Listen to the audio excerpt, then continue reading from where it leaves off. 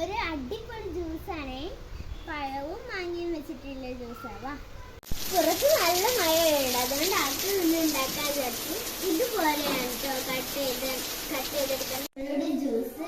ഇതിലോട്ട് പഞ്ചസാര ഉപയോഗിക്കരുത് കേട്ടോ, അത് ഞാൻ പറയാൻ മറന്നു ഇതാണ്. പിന്നെ ഇതാണ് കേട്ടോ നമ്മളുടെ തേന് ഒഴിക്കാം.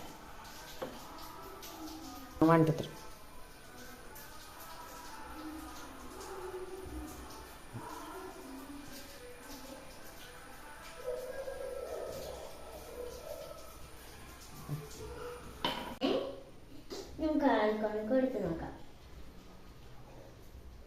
കുടിച്ചോക്കൂ.